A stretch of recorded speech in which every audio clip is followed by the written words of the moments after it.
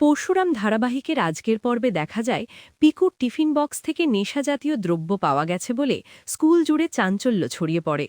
কর্ণ চ্যাটার্জি কঠোর গলায় জানিয়ে দেয় এই ঘটনা স্কুলের সম্মানের সঙ্গে জড়িত, তাই কাউকে ছাড়া হবে না। লাহিড়ী ম্যাম বোঝানোর চেষ্টা করলেও কর্ণ কোনো কথা শুনতে চায় না। সে সঙ্গে সঙ্গে বিষয়টি পরশুরামের দপ্তরে জানায় এবং সৌরভ সেনের হাতে প্রমাণ তুলে দেওয়ার কথাও বলে। এরপর পিকুকে সামনে এনে কর্ণ জিজ্ঞেস করতে থাকে তার টিফিন বক্স কে গুছিয়ে দিয়েছিল। ছোট্ট পিকু ভয়ে ভয়ে বলে তার মাম্মি টিফিন তৈরি করে দিয়েছিল। ঠিক তখনই সেখানে উপস্থিত হয় তটিনী গাঙ্গুলি।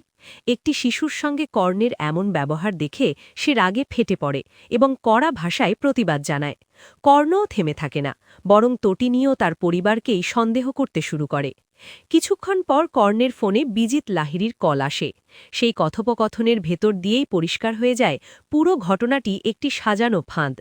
কর্ণ জানায় মিডিয়া স্কুলের বাইরে অপেক্ষা করছে এবং আজ তটিনী ও পরশুরামের সম্মান নষ্ট করাই তাদের পরিকল্পনা। এদিকে তটিনীর সব ঘটনা পরশুরামকে জানালে সে বুঝতে পারে এর পেছনে বড় চক্রান্ত লুকিয়ে আছে। কিন্তু তটিনী ভেঙে না পড়ে জানিয়ে দেয় সে শুধু একজন মা নয়, প্রয়োজনের লড়াই করতেও জানে। পর্বের শেষে একদিকে মিডিয়ার চাপে তটিনী, অন্যদিকে গভীর আবেগে ভেঙে পড়া পরশুরাম, সব মিলিয়ে আজকের পর্ব আরও রহস্যময় ও উত্তেজনাপূর্ণ হয়ে ওঠে।